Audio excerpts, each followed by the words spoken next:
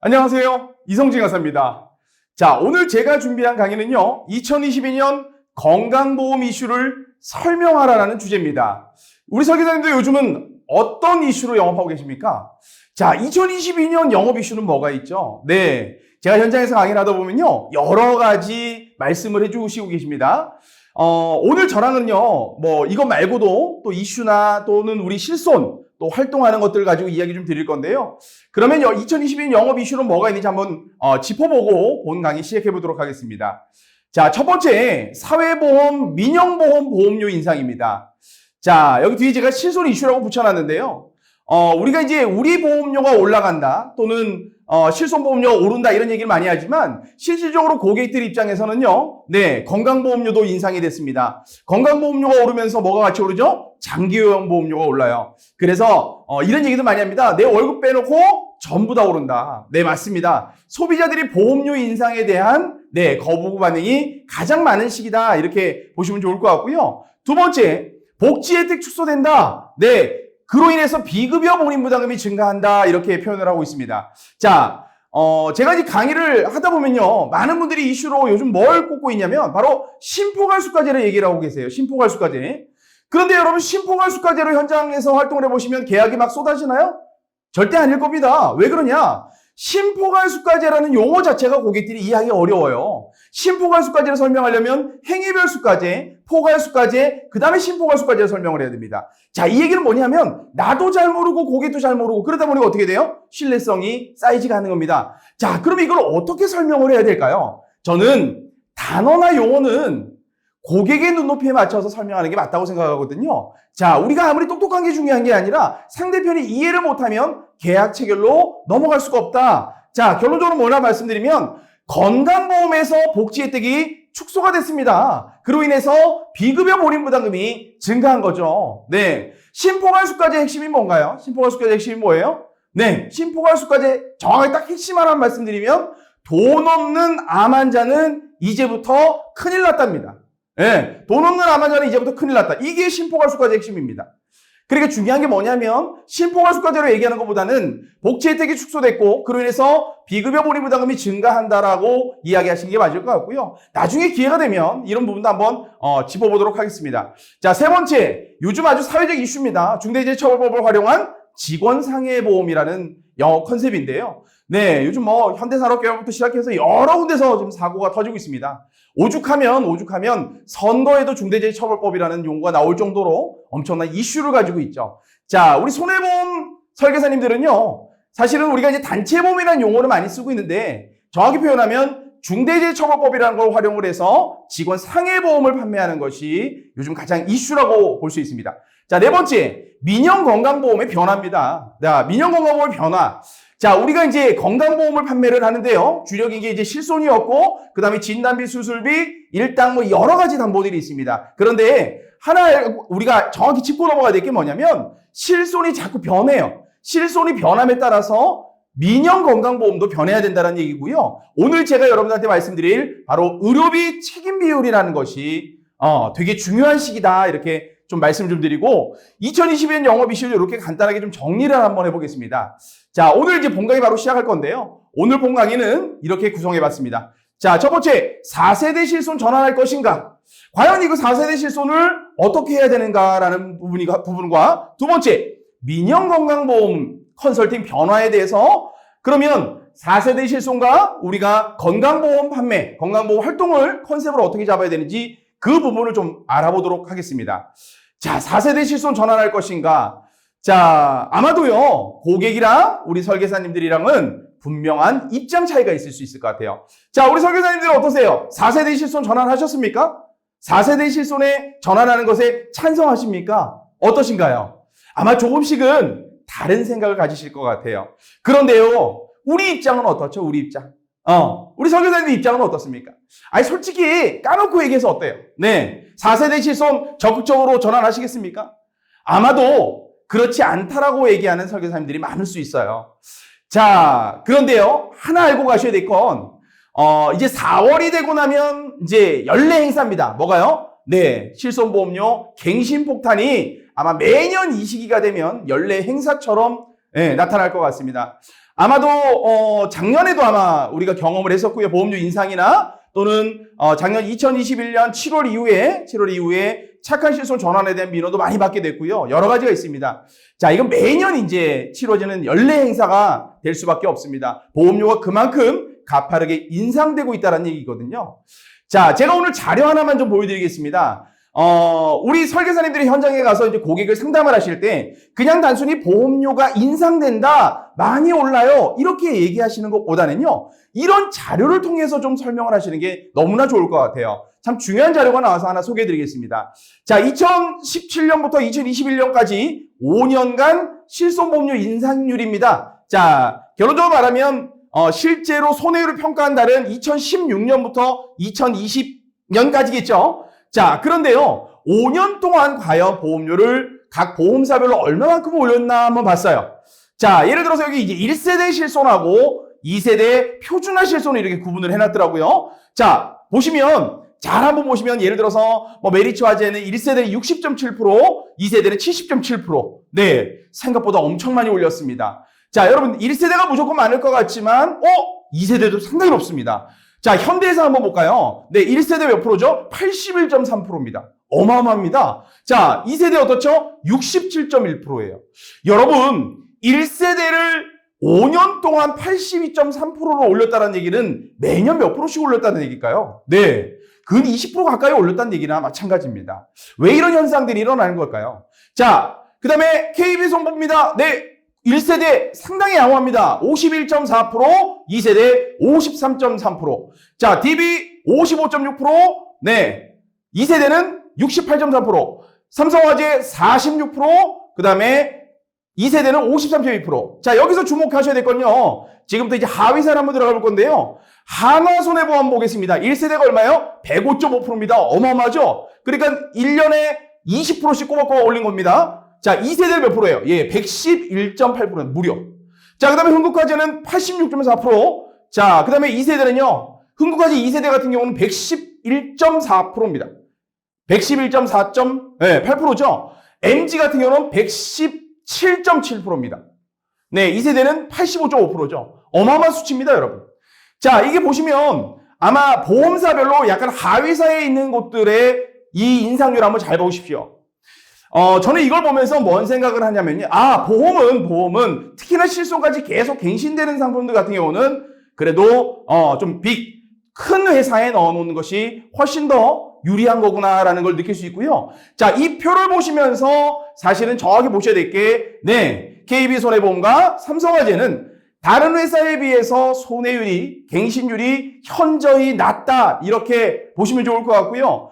고객들 만나셔서, 예를 들어서 우리가 실손활동이라면 내 보유 고객도 보는 것도 있지만, 내가 이 실손활동하면서 주변에 많은 고객들을 보죠. 그래서 이 표를 활용해서 타사에 있는 고객들도 많이 여러분들이 유치를 하시면 좋을 것 같고요. 하나 예를 들어서 왜 보험사별로 이렇게 편차가 많을까라고 보시면, 단 예를 들어서 현대해상 같은 경우는 81.3%입니다. 자, 물론 자체 손해율이 높아가는 경우도 있지만요, 여러분, 이 1세대 같은 경우는 이런 경우가 많습니다. 1세대에서 보험금을 많이 청구하는 사람이 있고요, 또는 보험금을 청구하지 않고 보험료만 내는 사람들이 있습니다. 자, 그러면 결론적으로는 보험금만 많이 청구하는 사람이 있다면 손해율이 높아질 수밖에 없어요.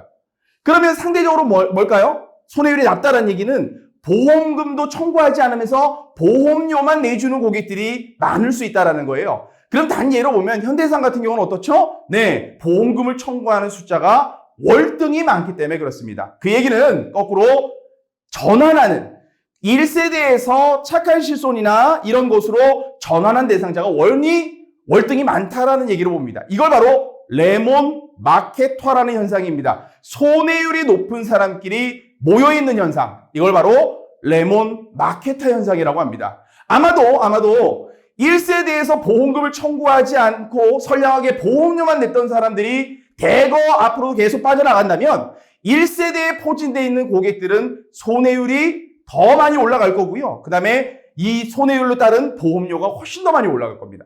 자, 지금까지 우리가 본 거는요, 지금 이 퍼센테이지는 위험 손해율만 가지고 얘기한 겁니다. 위험 손해율.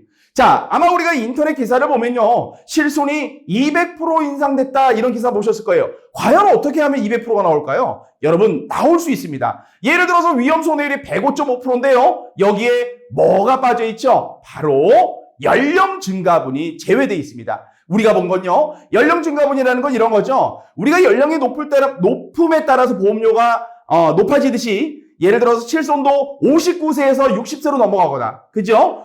예를 들어서 64세, 65세가 되거나 이렇게 되면 연령 증가분이 뻥 하고 뜁니다.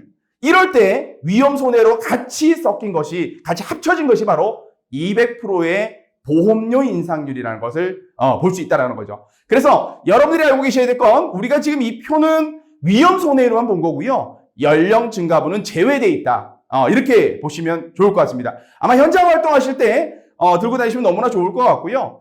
자, 그러면 여러분 작년의 손해율이 이제 올해 또 평가가 되겠죠. 과연 올해는 몇 프로 올랐을까 보면 1세대, 2세대는 평균 16% 올랐습니다. 네, 각 회사마다 조금씩 다르죠. 자, 3세대도 보면 표를 보시면 8.9% 인상됐다고 되어 있는데요. 여러분, 내가 작년에 전환시킨 착한 실손이 벌써 올랐어요? 이렇게 보실 게 아니라 정확하게 아셔야 될 게 착한 실손의 8.9%라는 것은 위험 손해율이 증가가 된 게 아니고요. 연령 증가분만 들어가 있습니다. 그러니까 착한 실손으로 가입한 사람 중에 연령이 증가분이 많이 높지 않은 사람들은 해당이 없고요. 그러니까 요거는 착한 실손 같은 경우는 위험 손해율은 아직까지 인상되지 않았다. 이렇게 보시면 좋을 것 같습니다. 자, 그러면 왜 이렇게 손해율은 안 잡히는 걸까요? 우리 설계자님도 어떻게 생각하세요? 앞으로 실손 손해율이 좋아질 거라고 생각하십니까? 저는 보험금 지급을 근 10년 가까이 한 사람인데요. 저는 정답을 어느 정도 좀 알고 있습니다. 손해율 절대 잡을 수가 없습니다. 여러분 최근 기사에 이런 것도 있습니다. 실손보험 사기 3년 만에 3만 명, 병원 브로커가 34%, 그 추정액은 1643억이라고 합니다. 이거는 기사에만 이렇게 나 있죠. 실상을 하면 병원 브로커가 34%밖에 되지 않을까요? 저는 100%라고 생각합니다. 자, 결론적으로 추정 소액도 월등히 많다라는 거죠. 자, 우리나라는 개인 병원이든 어디든 간에 비급여가 너무나 자유롭게 되어 있습니다. 그렇기 때문에 의사들이 아무렇게나 실손만 가지고 의료 형태를 가지고 돈을 벌 수 있는 구조가 됐다는 거죠. 자, 이것이 요즘 병원에서는 실손이 가장 뜨거운 감자입니다. 실손을 어떻게 하면 잘해서 치료비를 올리느냐, 이게 병원의 핵심이거든요. 결론적으로 말씀드리면 그냥 치료를 많이 받는 사람이 잘못됐다고 보기보다는 우리나라의 의료 환경이 그렇게 변하고 있기 때문에 앞으로는 실손 잡기는 그렇게 쉽지 않을 것 같다. 결론적으로는 우린 매년 이 정도의 인상률을 경험할 수밖에 없다라는 말씀을 좀 드리려고 보여드렸습니다. 제가 생각할 때는요, 실손보험료 30만원, 50만원, 70만원, 100만원, 시간만 있으면 언제든지 구경할 수 있는 금액이라고 생각합니다. 그래서 보면 만기 때까지 평생 오르는 실손보험료입니다. 그렇죠? 손해율이 거꾸로 내려가지 않는 이상은 어떨까요? 만기 때까지 평생 오르겠죠? 그런데 어떨까요? 우리 고객들, 연령도 점점 높아집니다. 그러니 뭐죠? 소득도 줄어듭니다. 결론적으로 말씀드리면 실손보험료는 20만 원만 넘어도 못 버티는 상황이 되는 거죠. 과연 우리 고객들 언제까지 버틸 수 있을까요? 자, 그래서 여러분들하고 한번 고민을 한번 해볼 건데요. 그렇다고 해서 당장 4세대 실손으로 전환할 거냐? 이 부분도 우리가 고민을 해봐야 될 것 같습니다. 자, 4세대 실손, 그러면 어떻게 돼 있는지 꼼꼼하게 다시 한번 체크해보고 우리 고객의 연령에 따라서 어떤 것이 고객에게 유리하고 만약에 전환을 한다면 그냥 전환을 해야 될 건지 어떤 준비를 같이 해야 되는 건지 만약에 지금 당장 전환하지 않는다면 유지한다면 그냥 냅둬야 되는 건지 아니면 지금이라도 뭔가를 준비시켜줘야 되는 건지 이런 것들을 같이 한번 알아볼 텐데요. 자, 먼저 4세대 실손부터 한번 우리가 꼼꼼히 짚고 넘어가 보겠습니다. 4세대 실손 아마 우리 설계사님들 이제 막 약관도 보시고 회사 자료도 있고 막 보셨을 거예요. 그죠? 대표적인 거 3가지만 한번 넘어가겠습니다. 자, 일단 우리가 이제 4월부터는 보험료가 인상이 되다 보니까요. 4월부터는 이 실손에 관련된 민원이 상당히 많을 것 같습니다. 자, 그렇기 때문에 우리가 이제 사전에 고객들을 만나 상담을 하는데요. 저는 요즘 이렇게 생각을 합니다. 고객이 과연 우리 설계사의 말을 얼마만큼 신뢰하는가라고 의문점을 한번 보고 있어요. 어떻게 생각하세요? 여러분들이 말씀하시면 고객들이 전부 100% 믿나요? 아닐 겁니다. 그래서 더 중요한 거는요, 우리가 활동을 다닐 때 고객한테 어떤 자료를 제시하느냐가 매우 중요한 겁니다. 저는 그래서 여러분들께 이 보도자료 하나 소개해 드리겠습니다. 뒷단에 우리가 이제 나눌 얘기는 이 보도자료 안에 다 들어져 있거든요. 그러니까 가서 말로 하는 것보다는 보도자료를 꺼내놓고 형광펜을 색칠해서 고객들한테 직접 보여주는 게 좋을 것 같습니다. 자, 이 보도자료는요, 금융감독원에 들어가면, 다운로드 누구나 하실 수 있습니다. 그래서 출력하셔서 같이 지인분들하고 또는 동료분들하고 체크도 한번 해보면서, 이 내용, 오늘 배운 내용도 체크를 한번 해보시면 활동하실 때 훨씬, 신뢰도 있게 사용할 수 있습니다. 자, 일단은 4세대 실손은 얘기를 들어보면요, 지급률이 낮아졌어요, 할증이 있어요, 이런 얘기들을 주로 하시는데요. 그것보다 가장 중요한 건 실손보험의 구조의 변화라고 볼 수 있어요. 그러니까 우리는 흔히 말해서 급여와 비급여로 구분해서 보장한다라고 이야기를 하거든요. 그렇죠. 급여 한도, 비급여 한도 따로 구분되어 있으니까 정확하게 여러분들이 약관을 보시면, 저는 약관을 안 보신 분들은 한번 이렇게 보셔야 될 것 같아요. 우리는 4세대 실손은요, 급여와 비급여로 나누는 것보다는, 주계약과 특약으로 나누는 게 좋습니다. 뭐로요? 주계약과 특약. 그러니까 급여는 주계약이고요, 특약은 비급여로 되어 있습니다. 이걸 아마 우리가 언제 봤냐면, 착한 실손에서 먼저 경험을 했죠. 3대 비급여, 그죠? 3대 비급여를 특약으로 구분했었죠. 그런데 4세대부터는 어떻죠? 아예 급여 부분, 그죠? 급여 부분을 주계약으로 해놨고요. 그 다음에 비급여를 특약으로 해놨습니다. 또나 3대 비급여를 또 특약으로 해놨죠. 자, 제가 왜 주계약과 특약으로 구분하냐면 약관이 다르기 때문에 그렇습니다. 이게 되게 중요한 문제인데요. 그냥 단순히 급여는 20%고요, 비급여는 30%예요. 이렇게만 보실 게 아니라 남들보다 좀 더 전문적으로 가지려면 여러분 주계약과 특약은 약관이 다릅니다. 그래서 그 부분을 제가 뒷단에 말씀을 드릴 건데요. 자, 일단은 이런 부분들은 우리 설계사님들이 너무나 잘 알고 계시는 거예요. 이것을 중점적으로 말씀드릴 건 아니고요. 자, 급여도 똑같죠. 급여도 안에 있는 자료들 충분히 보시면 이 귀한 시간에 이 영상을 통해서 급여는 연간한도 5천만 원이고 단 통원은 20회다. 병원 10,000원, 그죠? 상급병원 2만 원 중에 20% 큰 금액 이거를 받는다. 이것은 사실은 기본적으로 다들 너무나 잘 알고 있는 내용입니다. 비급여도 똑같죠. 비급여는 조금은 다르지만 연간 5천만 원이고 통원은 회당 20만 원. 여기는 횟수 제한이 있습니다. 연간 100회. 그래서 공제 금액도 좀 다르고요. 그다음에 30% 큰 금액 중에 공제를 하게끔 되어 있습니다. 자, 이런 내용들은 우리 설계사님들이 이런 방송을 통하지 않아서도 충분히 인지하고 계신 내용인 것 같아요. 자, 제가 우리 설계사님들하고 이야기할 부분은 뭐냐면, 자, 4세대로 전환을 하려고 봤어요. 4세대가 어떤 건지 한번 봤어요. 그런데 약간 좀 마음에 걸리는 게 있어요. 뭘까요? 아마도 우리 설계사님들은요, 고객들한테 보험금이 많이 나가는 것을 좋아합니다. 고객들한테 보험금이 적게 나가면 별로 안 좋아해요. 그건 어떤 설계사님이랑 똑같은 것 같아요. 그런데 4세대를 보니까 특징 하나가 있어요. 뭐죠? 일단 지급률이 낮아요. 그죠? 급여는 80%, 비급여는 70%만 준다고 돼 있어요. 그렇죠? 자, 이거 일단 벌써 10%가 적습니다. 두 번째가 뭐냐면 바로 할증에 대한 부분인 것 같아요. 할증. 야, 이 4세대는 말이야, 보험금 잘못 받으면 할증이 100%, 200%, 300% 된대. 난리 날 수 있어. 함부로 전환하면 안 돼. 이런 얘기도 많이 하십니다. 자, 그런데 그 내막을 좀 실상을 자세히 한번 들여다봐야 될 것 같아요. 자, 보시면 이게 이제 표인데요. 이제 할인 할증에 대한 표입니다. 자, 4세대는 5등급으로 나눠진 건 너무나 잘 알고 계신 거고요. 자, 1등급. 할인입니다.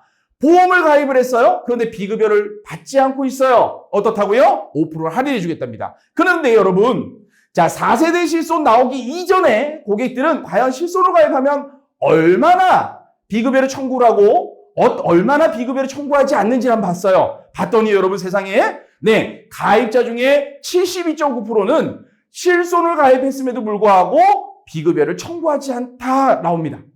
굉장히 많은 숫자죠. 자, 그 다음에 2등급이라고 합니다. 뭐예요? 비급여를 100만 원 미만 수령을 하게 되면요, 할인도 안 되고 할증도 안 됩니다. 그렇죠? 보험료가 유지되는 사람들이죠. 과연 비중을 봤습니다. 몇 프로예요? 25.3%입니다. 자, 무려 여러분들 72.9%와 25.3%를 더해봤어요. 그러니까 뭐예요? 무려 98.2%가 뭐 하는 거예요? 할증 대상자가 아니라는 거죠. 할증은 어때요? 자, 3등급 150만 원 미만부터잖아요. 그죠? 예. 여기에 3등급에 들어가야부터 100%, 200%, 300% 갈증이 되는 건데 기존의 가입자들의 유형을 봤더니 무려 98.2%가 할증 대상자가 아니더라. 자, 그러면 3등급 같은 경우는 0.8%, 그렇죠? 4등급이 0.7%, 5등급은 0.4%, 300% 할증 대상자가 0.3%라는 거죠. 그래서 중요한 건 저는 이렇게 말씀을 드리고 싶어요. 이 방송을 통해서 4세대 실손 좋아요. 그러니 전화를 하세요. 이런 거 절대 아닙니다. 그런데 중요한 건 뭐냐면 고객이 실손이라고 얘기했을 때, 전환이라는 얘기가 나왔을 때, 보험료가 부담된다고 나왔을 때 우리 호주머니에서 꺼낼 수 있는 실손은 착한 실손도 아니고 표준화 실손도 아닙니다. 지금 내 호주머니에서 꺼낼 수 있는 실손은 딱 하나, 4세대 실손밖에 없습니다. 그래서 4세대 실손에 대해서 정확하게 알고 넘어가고자 이 말씀을 드리는 겁니다. 그래서 냉정하게 할증이라는 제도가 과연 우리 고객들이 전화를 했을 때 엄청난 타격을 받게 될 내용인가? 냉정하게 한번 보자는 말씀을 좀 드리는 거고요. 자, 더군다나 여기서 하나 덧해서 할증이라는 부분은 그럼 무조건 전부인가? 자, 아마도 공부를 하신 분들은 너무나 잘 캐치하고 계시겠지만 할증, 야, 암에 걸렸는데요. 비급여 많이 썼는데요. 300%씩 할증되면 어떡합니까? 자, 그래서 여기에 단서 조항이 붙죠. 일단 첫 번째로요. 할인과 할증은요, 상품이 출시 후 3년 경과 시점부터 적용한다. 지금 당장, 적용하지 않는다라는 겁니다. 이제 올해 7월이 되면 1년이 되는 거고요. 앞으로 2년이 더 남았습니다. 자, 그거보다 약관 내용이 이런 게 있습니다, 여러분. 뭐라고 돼 있냐면요. 지속적이고 충분한 치료가 필요한 불가피한 의료 이용자에 대해서. 이게 무슨 얘기예요? 내가 비급여를 일부러 쓰는 게 아니라 여기서 말하는 불가피한 건 뭐예요? 죽고 사는 문제가 걸렸을 때. 이 치료를 하지 않으면 사람이 죽어요. 그렇죠? 불가피하죠? 그러니까 불가피한 의료 이용자에 대해서는 적용을 제외하겠다라고 되어 있습니다. 너무나 잘 알고 있는 내용이시죠? 자, 첫 번째가 뭐죠? 국민건강보호법상 산정특례 대상자입니다. 그리고 우리가 암질환, 심장질환, 뇌혈관질환, 희귀날치성 질환 등 이걸 바로 산정특례 대상자죠. 이 사람들 뭐예요? 비급여를 몇 천만 원 받아도 할증 대상에 포함되지 않는다라는 겁니다. 자, 두 번째, 노인장기 요양보호법상 장기요양 대상자 중에 1등급 가고 2등급. 내가 장기요양 대상자인데 1등급하고 2등급을 받았어요? 비급여를 썼어요? 해당 없다라는 얘기입니다. 자, 이렇게 잘 보시면 우리가 실제로 보면 암 환자들 비급여 얼마나 많이 씁니까? 뇌혈관 환자, 심혈관 환자 많이 쓰죠. 그러니까 이런 경우에는 어떻대요? 불가피한 사용자이기 때문에 할증 제도에서는, 할증 대상에서는 빼주겠다. 이런 내용입니다. 자, 그 다음에 마지막으로는요. 자, 여러분들 4세대 실손이 월 1만 원이라고 하면 제가 아까 말씀드렸습니다. 4세대 실손은 주계약과 특약으로 되어 있다고. 그런데 비급여에 해당하는 보험료가 얼마 정도 되는지 아십니까? 퍼센테이지가. 만약에 전체 보험료가 1만 원이라면 비급여 보험료는 60%, 6천 원 정도 됩니다. 자, 그러면 이런 거 너무나 잘 아시죠? 할증이라고 하는 건 4세대는 1년 갱신, 5년 만기 재가입형입니다. 그럼 1년마다 갱신이 되기 때문에요. 자, 내가 올해 예를 들어서 뭐 100만 원 이상, 300만 원 이상 썼어요. 비급여를 받았어요. 보험금을 수령을 했습니다. 그러면 내년에 할증되는 거고요. 뭐에 할증이 되는 거죠? 300%가? 그렇죠. 전체 보험료가 아니라 비급여 보험료의 300%가 할증이 되는 거고 그 다음 해가 되면 다시 정상, 리셋이 됩니다. 그러니까 할증이라는 것이 1년만 할증이 되는 거고요. 자, 여러분들께서 한번 생각을 한번 해보십시오. 자, 비급여를 300만 원 이상 받아야 된다. 그것이 과연 몇 년 동안 이루어질까요? 아닐 수 있다라는 거예요. 그리고 결론적으로 뭐냐면, 할증이라는 부분을 누구나 한 번쯤은 경험할 수 있지만, 그것을 몇 번씩 경험할 일은 그렇게 자주 있지 않을 것 같다라는 말씀 좀 드리고요. 그래서 할증도 그런 식으로 1년 단위로만 할증이 되는 거고 그 다음에 다시 정상으로 보험료로 돌아온다. 이런 부분을 좀 말씀 좀 드렸습니다. 자, 이제 할인 할증을 이제 정확히 알고 계셨으면 좋겠고요. 자, 제가 너무나 중요한 내용을 한번 좀 설명을 좀 드리려고 해요. 여러분 혹시 실손보험 안전장치라고 들어보셨습니까? 안전장치. 자, 이 왼쪽에 제가 2세대하고 3세대 실손에 있는 약관을 발췌해서 여러분들에게 보여드립니다. 여러분 이건 언제 나왔냐면요. 1세대 100%짜리 주는 구실손은 이 약관 내용이 없습니다. 왜냐? 100% 줬기 때문에요. 본인 부담금이 없습니다. 그런데 자, 표준화 실손 90%짜리가 나올 때부터 예, 이 약관이 이제 삽입이 된 거죠. 문구가. 왜 그러냐?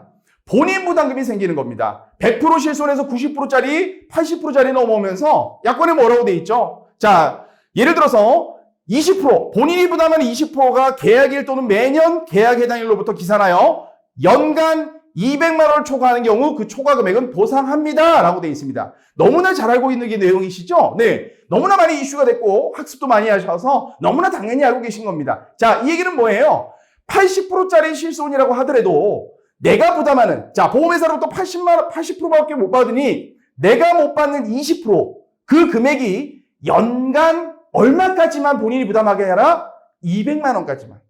여러분, 정확히 이거는 보험회사가 만드는 게 아니라, 네, 감독원에서 만든 거거든요. 그리고 결론적으로 뭐냐면, 200만 원이 넘어가면 80%짜리 계약이라도 200만 원이 넘어가면 그다음부터는 80% 계약이 아니라 100% 계약처럼 받는 거죠. 이게 바로 실손보험의 안전장치라는 겁니다. 자, 결론적으로 뭐냐면 90%짜리 계약 가지고 있어도 80%짜리 계약 가지고 있어도 네, 이런 연간 200만 원까지만 본인 부담하는 거, 네, 여기 200만 원 사실은 부담할 수 있죠. 그 이상 넘어가면 부담되기 때문에 그 이상부터는 전액 다 준다는 얘기인데요. 과연 4세대 실손은 어떨까요? 아마 우리 설계사님들이 약관을 보셨으면 너무나 잘 알 내용인데요. 안 보셨다면 반드시 알고 계셔야 되는 내용입니다. 자, 4세대 실손. 제가 하나 아까 말씀드렸죠. 이것 때문에 제가 아까 4세대를 급여와 비급여로 나누지 말고 주계약과 특약으로 나누라고 말씀을 드렸던 겁니다. 왜요? 약관이 틀리기 때문이죠. 자, 4세대 실손 어떻게 되어 있냐면요. 여러분. 자, 이 문구가 어디에는 존재하냐면 급여 부분에는 약관 문구가 있습니다. 비급여 부분에는요. 비급여 특약 부분에는 이 약관 문구가 없습니다, 여러분. 자, 이건 무슨 얘기를 뜻하는 걸까요? 4세대 실손은요. 4세대 실손은 여러분 잘 들으셔야 될 것 같아요. 비급여로 내가 200만 원을 지금 이제 4세대 실손은 저기 보험에서 70%만 나오죠. 그럼 내가 부담하는 30% 금액이 연간 200만 원 초과하더라도 이런 혜택이 없습니다. 그러니까 결론적으로 뭐예요? 본인이 부담하는 30%가 200만 원 넘든 300만 원 넘든 400만 원 넘든 전부 우리가 부담해야 된다는 얘기입니다.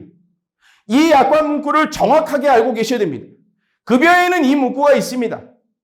비급여에는 없습니다. 이 얘기는 결론적으로 뭐냐면 4세대 실손부터는 비급여 안전장치가 없다라는 얘기입니다. 여러분, 되게 중요한 용어가 뭐냐면 안전장치라고 설명을 하셔야 됩니다. 자, 제가 왜 이 말씀을 드리는 걸까요, 여러분? 자, 우리 보험료는 계산 인상될 수밖에 없습니다. 제가 하나 표를 하나 보여드릴 건데요. 이 표입니다. 자, 우리가 1세대, 2세대, 3세대를 거쳤습니다. 100%, 90%, 80%입니다. 4세대는 네, 70%였습니다. 지금은 현재 70%죠. 자, 작년 2021년 7월에 출시가 됐습니다. 그러면 여러분, 4세대 실손은 5년 만기 재가입형이기 때문에요. 과연 5년 뒤에도 4세대일까요? 아니죠. 5년 뒤에는 5세대가 될 겁니다. 그러면 지급률은 계속 70%일까요? 잘 보십시오. 누구나 하는 내용입니다. 100, 90, 80, 70, 그 다음 몇 프로일까요? 네, 무조건 60%일 겁니다. 왜냐하면 보험회사는 지금 실손 손해율 때문에 난리가 났거든요. 이대로 냅둘 수가 없습니다. 그래서 계속 지급률을 낮출 겁니다. 그 다음에 5년 뒤에 몇 세대일까요? 바로 6세대가 되겠죠. 지급률은 50%까지 떨어질 겁니다. 자, 여러분들이 이 표를 보면서 하나 느끼셔야 될 게 뭐냐면 이 전표에서 느끼셔야 될 것 같습니다. 자, 4세대 실손이라고 하는 거는요. 비급여에 대한 부분이 내가 부담하는 금액이 많습니다. 그런데 이런 안전장치가 없습니다. 여러분, 앞으로 의료기술 발달과 가장 큰 핵심은 비급여 의료비를 어떻게 준비하느냐가 앞으로의 건강보험의 핵심이 될 겁니다. 비급여 의료비를 해결하라. 실손이 이제는 전부 해결해 주지 못합니다. 어떻게 해결해야 되겠죠? 실손 믿고 있었습니다. 자, 100%짜리 실손 갖고 있으면 돼요. 언제까지요? 보험료를 언제까지 납부할 수 있습니까? 되게 중요한 문제거든요. 그래서 중요한 건, 자, 우리 고객들이 제가 여러분들한테 말씀드리고 싶은 건 뭐냐면, 이 시기에 4세대 실손을 전환할 거냐, 유지할 거냐가 사실은 중요한 문제는 아니라는 거예요. 고객을 만나서 안내는 하시되 4세대가 뭔지를 정확하게 얘기해 주시면 될 거고요. 선택은 고객의 몫이라는 거죠. 자, 근데 단 하나 문제가 되는 게 뭐냐면 5년마다 이사를 해야 된다는 얘기입니다. 5년마다 이사가 뭘까요? 만약에 4세대를 가입을 했습니다. 그러면 4세대로 쭉 가는 것이 아니라 어떻게 되죠? 5년 뒤에는 5세대가 되겠죠. 지급률로 달라지겠죠. 자, 그 다음에 어떻게 될까요? 또 5년 뒤에는 6세대 50%로 가겠죠. 설계사님 보이십니까? 뭐가 보입니까? 자, 우리가 전에는 뭐라고 그러냐면, 고객님, 병원비는 실손으로 해결하시고요. 실손에서 보장 안 되는 항목이라든가 기타 비용, 소득 상실 비용들은 진단비나 수술비로 해결하세요. 이런 화법을 많이 썼습니다. 그런데 우리가 냉정하게 보셔야 될 건 뭐냐면, 앞으로는 실손 하나만 가지고 병원비 해결이 절대 안 됩니다. 소비자들요, 여기 있다가 보험료 견디다 못해서 전부 이쪽으로 넘어올 겁니다. 넘어오는 게 중요한 것이 아니라 넘어오면 5년마다 계속 변경됩니다. 결론적으로 말씀드리면 병원비 100만 원을 냈다면 만약에 6세대로 내가 전환을 했다. 50%. 네, 50만 원만 내가 받고 50만 원 본인 부담금 해야 된다는 거죠. 이 금액이 부담돼서 사람들이 보험을 가입하는 건 아닙니다. 우리가 얘기하는 중증 질환 걸리게 되면 비급여를 이제 전부 우리가 부담해야 되는 상황이 돼버릴 수밖에 없다는 거죠. 자, 그러면 제가 한번 제안을 한번 드려보는 게 뭐냐면, 자, 실손만 가지고는 병원 의료비를 해결할 수 없는 시대가 왔다. 이 말씀을 드리고요. 그러면 어떻게 해야 되느냐? 여러분 꼭 이용호 현장에 나가서 사용해 보십시오. 제2의 실손보험을 만들어줘야 됩니다. 무슨 얘기냐? 실손이 병원비를 100% 해결할 수 있다면 굳이 필요 없다. 하지만 사람들은 계속 보험료가 올라가면서 유지할 수 없는 상황이 돼버리면 반드시 전환을 하게 돼 있다. 그런데 전환을 하면 100%짜리 가진 사람이 갑자기 70% 떨어지고 60% 떨어진다. 과연 이 의료비 공백은 어떻게 할 거냐? 그래서 실손이 100% 책임지지 못하는 병원비를 제2의 실손보험이라는 것이 커버해 줘야 된다라는 얘기입니다. 자, 뒷단에 제가 한번 말씀을 좀 다시 드릴 건데요. 자, 그래서 보면 저는 여러분들하고 좀 말씀을 좀 드리고 싶어요, 여러분. 한번 메모 하나만 좀 부탁드릴게요. 그러니까 제가 여러분들께 오늘 이 방송을 이제 촬영을 하면서도요. 여러분들께 이제 말씀 좀 드리고 싶은 게 뭐냐면, 우리가 반드시 뭘 해야 될까? 실손 판매에서 뭘 하자는 건가? 아니면 실손을 전환하라는 거야, 말라는 거야? 뭐 어떻게 하라는 거야? 되게 중요한 건 내가 활동을 하는 컨셉을 명확하게 이해하셔야 돼요. 작년하고는 완전 다르게 영업을 하셔야 됩니다. 무슨 얘기냐면 작년에는 우리는 착한 실손이라는 대체제가 있었어요. 착한 실손이 있었거든요. 그러니까 어때요? 네, 착한 실손 가지고 얘기를 했었어요. 그런데 올해는 어떻죠? 4세대 착한 실손보다는 한참 부족한 실손은 많습니다. 그러니까 자신 있게 이야기하는 것이 아니라 우리가 전환을 유도하는 것이 아닙니다. 고객들한테 가서 이야기하시고 그들의 선택에 맞게끔 우리가 컨설팅 해드리는 건데요. 저는 앞으로는 이런 활동 하셨으면 좋겠어요, 여러분. 반드시 메모를 해보십시오. 전환 예상기간이랍니다. 뭐라고요? 전환 예상기간을 산정하는 겁니다. 무슨 얘기냐? 고객에 따라서 고객을 전환 예상기간, 이 사람은 지금 전환을 안 하겠지만 향후 5년 뒤, 10년 뒤에 전환한다고 예상하는 거죠. 그 전환 예상기간을 산정해서 고객들한테 안내를 하는 겁니다. 고객님 지금 당장은 네 전환 안 하시겠지만 지금 이대로 보험료가 인상이 된다면 5년 뒤, 10년 뒤에는 네 전환을 할 수밖에 없는 상황이 됩니다. 이렇게 설명을 하는 거죠. 그럴 때 어떤 자료를 써야 될까요? 바로 이 자료를 쓰는 겁니다. 자, 고객들한테 만나서 지금 100%짜리 가지고 있는 사람한테 지금 보험료를 예를 들어서 12만 원을 내고 있습니다. 이 고객 과연 언제 전환할까요? 지금은 연락이 여러분들한테 안 온다는 건 뭘까요? 버티고 있다는 얘기죠. 언제 연락 올까요? 제가 볼 때는 지금 월납 12만 원짜리 내고 있는 1세대 구시손 가입자 5년 뒤에는 필히 연락 올 것 같습니다. 뭐라고요? 너무 올라서 유지 어려울 것 같아요. 그러면 자, 5년 뒤라고 따지면 언제, 몇 세대로 전환해야 될까요? 바로 4세대가 아니라 5년 뒤라면 이미 4세대는 1년이 지났습니다. 5년이라면 5세대로 전환이 되겠죠? 그럼 몇 프로짜리로 갑니까? 60%짜리로 갑니다. 그래서 중요한 건 그 사람이 전화 오기 전에 미리 우리가 고객들한테 전 보유 고객한테 전환 예상기간이라는 걸 산정을 해서 아까 우리 앞단에 보험료 인상되는 률을 보셨잖아요. 그럼 보험료가 향후 5년 뒤에는 얼마다, 10년 뒤에는 얼마다라는 게 대충 나오거든요. 전환 예상기간이라는 걸 산정해서 전 보유 고객들한테 다 안내하는 겁니다. 이게 바로 2022년 건강보험 활동의 가장 큰 이슈가 될 것 같습니다. 그래서 이런 식으로 여러분 접근해 보시면 좋을 것 같고요.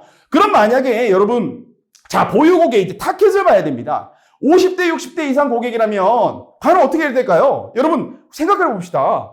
자, 내 보유 고객에 50대, 60대가 있습니다. 나한테 지금 전화가 안 왔어요. 보험료가 부담된 사람은 저한테 미리 전화가 다 왔겠죠. 그래서 내가 어떤 조치를 했을 겁니다. 그런데 아직도 50대, 60대인데도 불구하고 나한테 전화가 안 온다는 얘기는 뭐 한다는 거죠? 버티고 있다는 얘기입니다. 자, 이분한테 안내해야 됩니다. 이 연령층에 계신 분들은 여러분 5년, 10년 안에는 필히 반드시 전환 대상자들이 됩니다.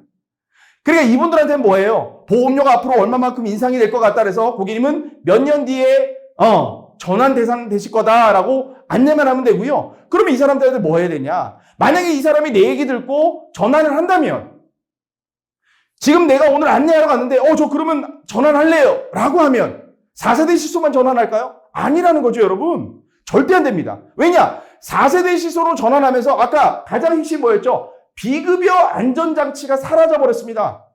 비급여 안전장치, 이 문구 꼭 활용하십시오. 비급여 안전장치가 사라져버렸어요. 그러니까 뭐예요? 병원 의료비를 실손만 가지고 해결할 수가 없다는 얘기입니다. 그래서 뭐가 필요하다고요? 제2의 실손이 반드시 필요하다는 얘기입니다.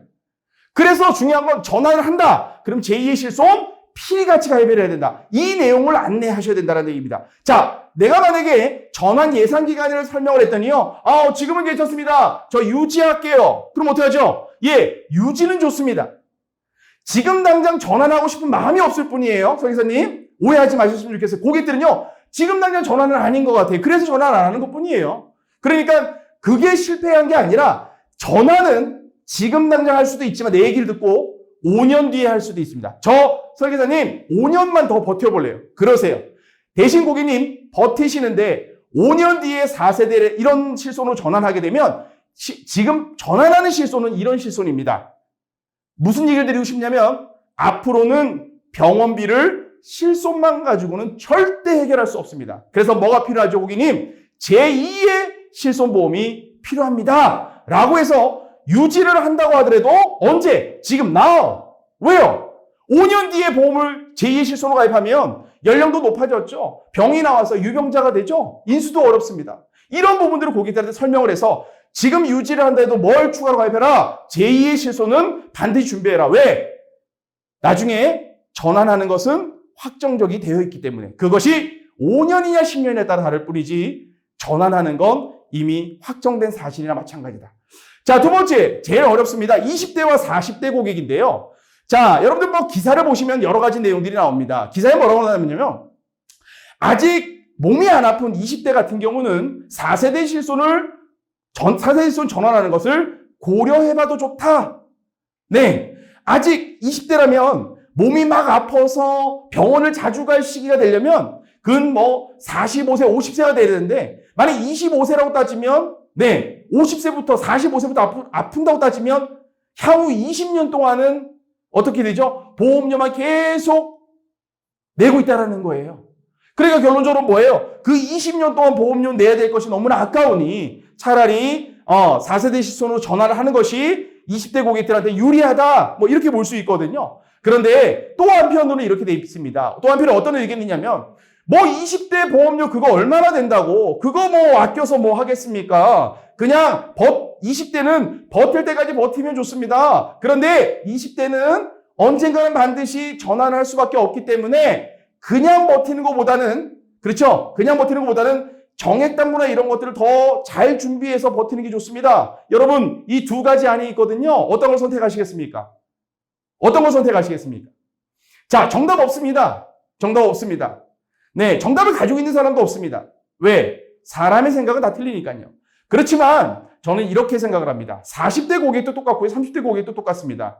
자, 20대가 지금 당장 몸이 아프잖아요. 몸이 아프려면 향후 20년 뒤, 25년 뒤에 나타날 일일 수도 있고요. 또는 젊어서 암에 걸려서 당장 쓸 수도 있습니다. 그거는 우리가 확정할 수 없다는 거예요. 단, 지금 당장 전환을 하더라도 아까 5, 60대하고 똑같다는 거예요. 여러분들께 안내를 받고 나서 앞으로 계속 몸이 안 아픈 동안에 10년, 20년 동안 내야 될 보험료가 아깝다면 전환을 할 건데 그러면 그때 뭐예요? 제2의 실손을 필수로 준비하고 함께 가라는 얘기고요. 자, 저는 괜찮아요. 지금 보험료 내는 거 그렇게 부담드리지 않습니다. 유지할게요. 그럼에도 불구하고 이 사람들도 전환 예상 기간이라를 산정해야 되거든요. 10년, 15년 뒤에는 필히 전환이라는 게 옵니다. 결론적으로는 제2의 실손보험은 여러분, 저는 이렇게 생각해요.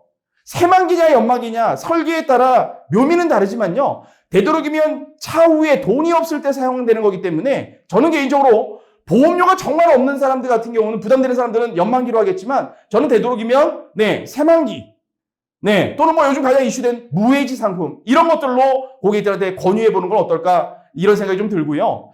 자, 정확한 설명 4세대가 뭔지 어떻게 되어 있는지 앞으로 얼마만큼 유지할 수 있는지를 안내하는 것은 정확한 설명은 우리의 몫이라는 거죠. 그러면 우리 얘기를 듣고 선택은 뭐예요? 고객의 몫이라는 겁니다. 자, 그런데 여기서 잠깐 3세대 실손 전환 적극 권유하셨나요? 작년에 적극 권유하셨습니까? 아마도 되돌아보니 어때요? 그때가 좋았습니다. 작년에 착한 실손에 탔던 사람들이 지금 있는 사람들보다 훨씬 더 좋습니다. 왜? 앞으로 15년 동안은 보험이 변동 없이 갈 수 있으니까요. 제가 왜 이 말씀을 드리냐면요. 2023년보다는 2022년이 좋습니다. 그렇기 때문에 작년에 내가 적극 권유하지 못했거나 또는 설명하다 말았거나 아니면 제대로 설명을 못했다면 올해는 제대로 한번 설명 한번 해보셨으면 좋겠습니다. 자, 실손 올터치 프로세스인데요. 제가 뭐라 그랬습니까? 전 고객에게 뭐라 그랬죠? 전환 예상기간이라고 하는 걸 산정해서 안내만 하라 그랬습니다. 그 다음에 그것이 목적이 아니라 안내를 통해서 제2의 실손을 준비하는 것이 우리 영업의 목적이다. 단 코로나가 문제긴 하지만 반드시 대면하며 설명한다. 대면하여. 무조건 대면해야 됩니다. 여러분 절대 전화하시면 안 됩니다. 나 힘들다고 앉아서 전화기 드시는 분들 많죠? 거절이 어떻습니까? 전화하면요 거절될 확률이 높죠? 그만큼 내가 편하면 거절도 편한 겁니다. 자, 중요한 건 마스크를 쓰고 좀 멀리 떨어져 앉더라도요 여러분 필히 대면해서 설명하시는 게 4세대 실손을 전화통화로만 이해할 수 있을까요? 절대. 여러분 그건 욕심일 수 있습니다. 필히 대면해서 설명하셔야 될 것 같고요. 자, 건강보험 컨설팅 변화. 제가 아까 이제 서두에 말씀을 드렸어요. 무슨 얘기냐? 앞으로는 실손보험이 병원비를 해결할 수 없다. 앞으로 우리가 판매하는 민영건강보험의 핵심이 뭐냐? 병원비를 준비하라라는 얘기입니다. 왜 준비해야 돼요? 여러분, 실손도 변하고요. 의료기술이 좋아지면서 비급여도 점점 높아집니다. 그래서 여러분들이 얘기한 그 심포괄수까지가 그런 내용 아닙니까? 항암치료 한 번 맞는데 570만 원. 이거 1년 맞으면 억 단위로 간다. 그러니까 뭐예요? 이게 실손으로 해결됐으면 우리가 이런 문제가 없겠죠. 결론적으로는 심포괄수까지가 어쩌면 우리 의료 환경을 적나라하게 보여주는 겁니다. 그래서 중요한 건 실손만 믿고 병원비 생각했다가는 큰 코 다친다는 거죠. 그래서 앞으로 우리가 판매하는 민영건강보험의 변화는 어떻게 가져왔으면 좋겠냐면 저는 실손보험은 누구에게나 있습니다. 어떤 사람이 1세대를 가질 수 있고 어떤 사람은 4세대를 가져갈 수 있습니다. 자, 그런 다음에 실손은 계속 바뀌기 때문에 제2의 실손보험 필히 가지고 있어야 되고요. 그 다음에는 소득보험입니다. 자, 보험을 3개를 준비하라는 얘기가 아닙니다, 여러분. 자, 하나의 통합보험의 실손보험만 따로 가지고 있어도요. 소득보험이라고 하는 건 뭘까요? 우리가 얘기하는 사망, 후유장애 이런 것들이 소득보험에 해당되는 겁니다. 그래서 이렇게 3개를 가지고 있어야 제대로 된 민영보험을 가지고 있을 수 있다. 그러니까 앞으로는 이렇게 제2의 실손이 우리 고객들한테 매우 중요하다는 부분 여러분들이 현장에 나가서 강조하셔야 될 부분일 것 같고요. 자, 의료비 책임 비율입니다. 자, 제가 말씀드리고 싶은 건 뭐냐면 의료비 책임 비율. 자, 실손이 100%짜리 있을 때는 이런 생각 전혀 안 해도 됩니다. 90%짜리요? 좀 버틸 수 있죠. 80%짜리도 그렇습니다. 자, 그런데 내가 부담하는 게 30%, 40% 점점 이 빨간 부분이 늘어납니다. 그런 결론적으로 뭘까요? 내 부담금이 늘어난다는 얘기죠. 자, 의료비 책임 비율이라고 하는 건 여러분 이런 겁니다. 자, 내가 암진단비 우리 고객들한테 5천만 원을 가입을 시켜놨어요. 암진단비 5천만 원 가입시켜놨습니다. 자, 기존에는요. 고객님 병원비를 실손으로 해결하시고 자, 소득 상실 비용이라든가 실손에서 보상 안 되는 부분, 기타 비용들은 이 암진단비 5천만 원 가지고 있으면 됩니다라고 얘기를 해서 가입시켜놨어요. 아마 우리 보유고객 때 이런 사람들이 대부분일 겁니다. 자, 그런데 이런 사람들한테 여러분 이런 것 같아요. 제가 한 가지 말씀드리면 우리가 작년이나 올해나 판매하는 담보가 달라졌습니까? 상품이 막 기하급수적으로 변했나요? 아니잖아요. 여러분 혹시 초코파이는 몇 년 동안 판매했는지 아십니까? 지금 몇십 년째입니다. 그런데 초코파이가 매번 똑같은 컨셉으로 판매하나요? 아니죠. 어떨 때는 정을 가지고 주장하기도 하고요. 어떨 때는 국가대표가 나와서 들고 홍보하기도 합니다. 자, 이 얘기를 왜 말씀드리냐면 작년과 올해 우리가 똑같은 상품을 팔지만 우리가 판매하는 컨셉이나 고객이 보험을 가입해야 되는 명분, 당위성에 대한 조금씩 바뀌어야 된다는 거예요. 그래서 제가 여러분들한테 말씀드리고 싶은 건 뭐냐면 우리는 20년 전에도 암진단비를 판매를 했고요. 2022년 오늘도 암진단비를 판매하고 있습니다. 그런데 그 암진단비를 고객들이 가입해야 될 이유는, 명분은 여러 가지라는 거죠. 그래서 그 중에 하나, 의료비 책임 비율. 앞으로 진단비는 그냥 소득 상실 보존 비용으로만 쓰여서는 절대 안 된다. 그래서 제가 한번 나눠보겠습니다. 암진단비 5천만 원 가지고 실손이 병원비를 해결하지 못하기 때문에 암진단비를 쪼개야 됩니다. 어떻게 해요? 의료비로 2,500 넣고요. 소득 상실 비용으로 2,500을 넣을 겁니다. 자, 여러분 한번 보실까요? 암진단비 5천만 원 가지고요. 실손이 계속 변합니다. 지급률이 떨어지죠. 비급여, 앞으로의 실손에는 비급여 안전장치가 없다고 말씀드렸습니다. 내가 내야 하는 부담금 계속 쌓입니다. 몇 천만 원이고 내가 내야 됩니다. 그러니 실손만 믿기에는 너무나 어려운 환경이 돼버렸다. 그래서 내가 만들어 놓은 진단비로 뭐 해야 된다? 의료비 일부 책임져야 된다. 이게 바로 의료비 책임 비율입니다. 정액담보가 뭘 책임져라? 의료비를 책임져라. 그래서 우리가 만들어 놓은 정액담보에서 의료비 책임 비율을 나눠라. 그렇죠? 저는 50대 50으로 나누라고 하는데요. 그러니까 여러분이 한번 보십시오. 암진단비 5천만 원 가지고 의료비 2,500, 소득상실 2,500, 어느 것 하나 제대로 된 게 있습니까? 의료비, 여러분들 우리가 뭐라 그랬어요? 표적항암 하니까 표적항암 약물 치료비 가입하라고 하죠. 그거 정말 좋은 컨셉이거든요. 그런데 문제는 표적항암 약물 허가 치료비만 중요한 것이 아닙니다, 여러분. 정확히 말씀드리면 어떻게 보면 표적항암 약물 허가 치료비라는 건 차선책이죠. 최선책은 뭘까요? 바로 암진단비입니다. 더 중요한 것을 우리가 좀 보자라는 얘기예요. 그래서 여기서 일반암 진단비가 5천만 원에서 왜 1억이 돼야 되는지를 설명을 해야 된다는 겁니다. 이렇게 의료비 2,500, 소득상실 2,500 너무나 앞으로는 적은 금액일 수밖에 없다는 거예요. 의료기술 좋아지고 물가 상승하면서 계속 의료비는 높아져만 가고 실손은 거꾸로 지급률은 떨어지고 우리 고객들이 이렇게 가고 있다면요. 나중에 제대로 된 치료 하나 못 받습니다. 왜? 본인 부담이 너무 많아서.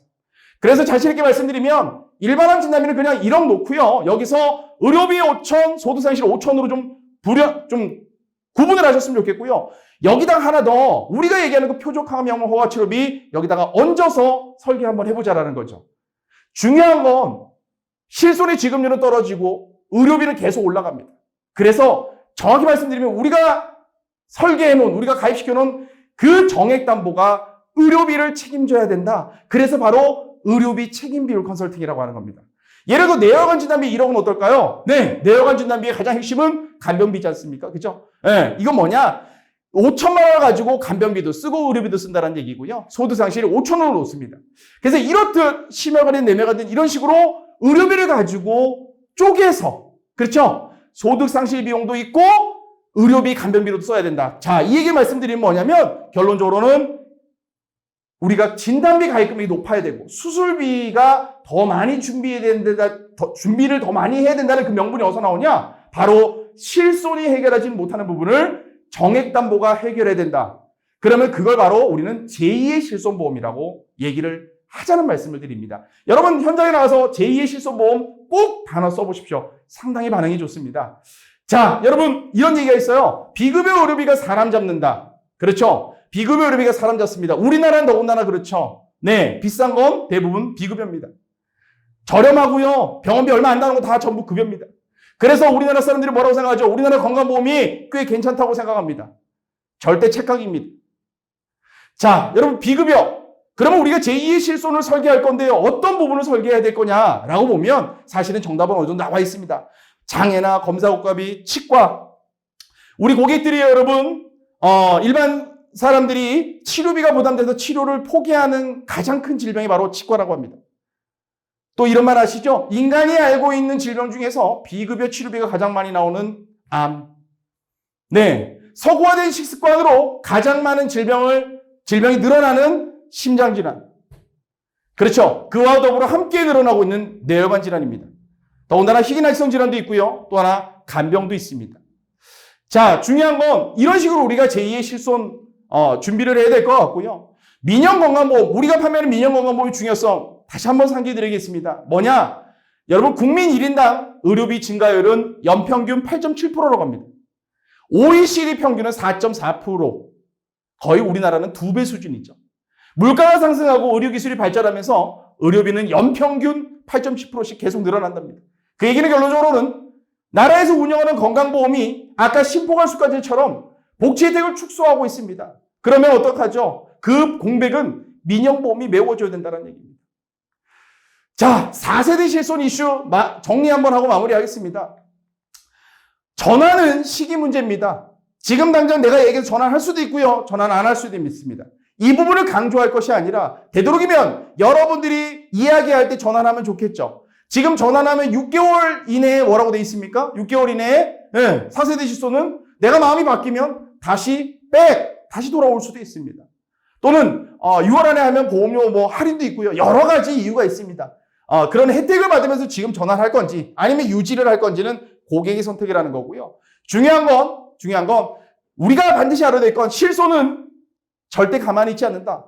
고객도 절대 그 실손을 영원히 유지할 수 없다. 실손 지급률을 계속 감소하고 의료비 부담은 증가한다. 제2의 실손은 필히 준비해야 된다. 우리가 실손을 가지고 활동하는 이유, 전환을 하는 이유, 전환을 안 해도 유지를 하지만 내 얘기를 들어야 되는 이유, 지금 당장 제2의 실손을 준비해야 되기 때문에 그렇습니다. 자, 소수를 제외한 모두가요, 여러분 4세대, 5세대, 6세대 실손으로 넘어갈 수밖에 없습니다. 제가 말씀드렸죠. 레몬 마켓화 현상이 일어납니다. 정상적인 사람 다 빠져나오고요. 손해율이 높은 사람만 남게 돼 있습니다. 결론적으로는 자기들끼리 높은 손해율 감당해야 됩니다. 나올 수밖에 없습니다, 여러분. 제 오늘 강의 좀 마무리해 보겠습니다.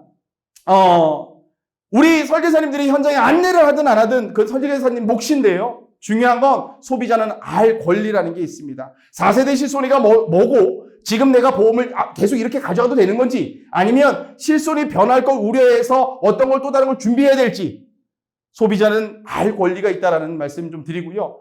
우리의 올바른 안내가 고객 인생에 엄청난 영향을 미칠 수 있다는 거 저는 지금 실손을 보면서 절실하게 느끼고 있습니다.